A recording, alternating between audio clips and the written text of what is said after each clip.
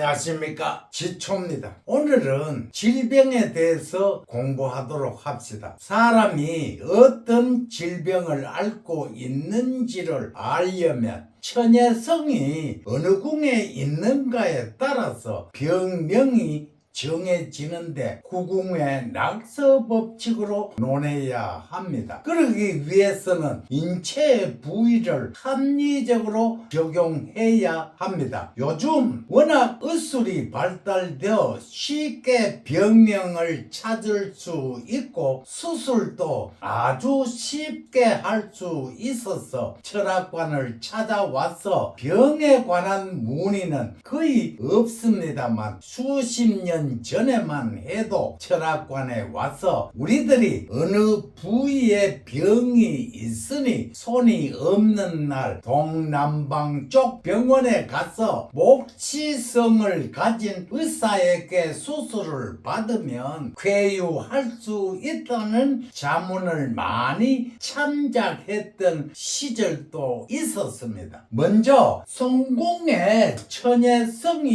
있다면 좌견과 두발에 해당하기에 겉으로는 상한, 중풍, 어느 장애, 사지, 무력에 해당합니다. 안으로는 고항, 담낭, 풍질이 일반적입니다. 이 궁에 천혜성이 있다면 머리로 보기에 외적인 것은 안목이고 안으로는 심장병, 심화병으로 봅니다. 공궁에 천혜성이 있다면 복부로 보기에 겉으로는 피부요 창량이요 안으로는 위병과 우견비와 오른쪽 귀로 봅니다. 태궁에 천혜성이 있다면 옆구리에 폐로 봅니다. 겉으로는 피부병이고 안으로는 인후, 기관지, 해수와 천식 그리고 어느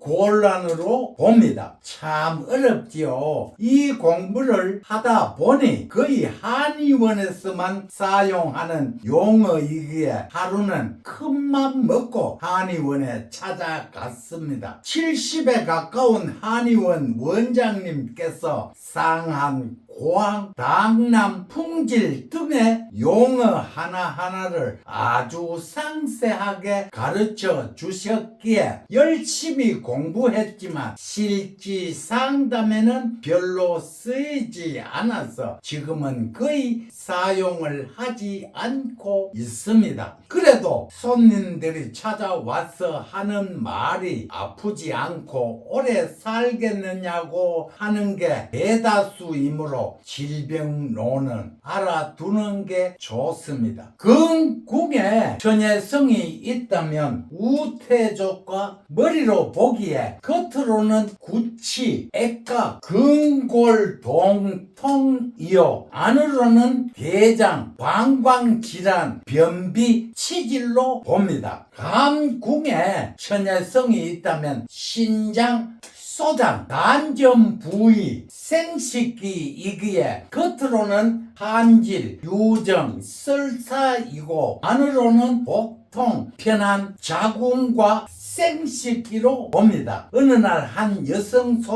손님으로 왔습니다. 이런저런 얘기를 하다가 당신 자궁에 물혹이 보입니다 했더니 그녀는 두 눈을 부릅뜨고 선생님 그런 것도 사주에 나옵니까 하는 것이었습니다. 그러고는 사실 어제 병원에 다녀왔습니다. 선생님도 똑같이 자궁에 물혹이 보이는데 염려할 정도는 아니니 더 지켜보자는 말씀을 하셨어요. 내가 왜 자궁에 물혹이 있느냐 했냐면 감궁에 18 잠요형이 있으면 물혹으로 보지만 사팔충이 있으면 자궁을 축출하는 경우도 있습니다. 그리고 중궁에 인서형이 있으면 복부 수술을 한다고 합니다.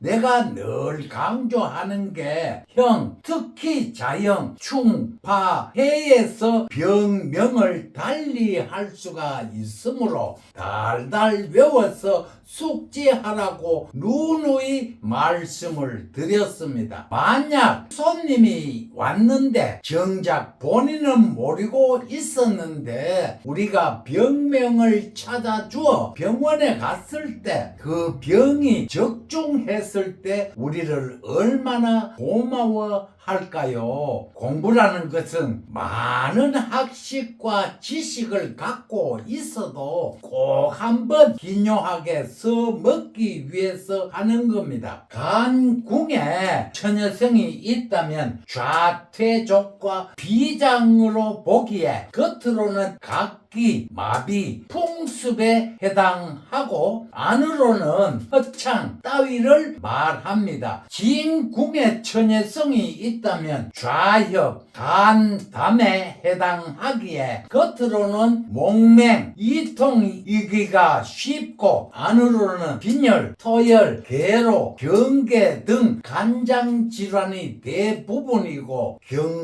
경패광원이 있을 수도 있습니다. 경패광원이란 길거리에서 미친 사람처럼 큰 소리로 길 가는 사람들을 깜짝 놀랄 정도로 소리치는 사람을 말하는데 이것 또한 병의 일종입니다. 오늘은 질병론에 대해서 공부했습니다. 우리가 흔히 알기로 천하장사나 운동선수 같은 분들이 아주 건강한 사람으로 보입니다. 하지만 그런 사람들도 어딘가 모르게 오장육부 중에 어느 한 부분은 부실합니다. 오늘은 질병론을 공부했으니 자기의 사주 속에 처녀성이 어느 궁에 있는지 어느 부분이 부실한지를 알아서 건강에 유의하시고 건강하게 살았으면 좋겠습니다.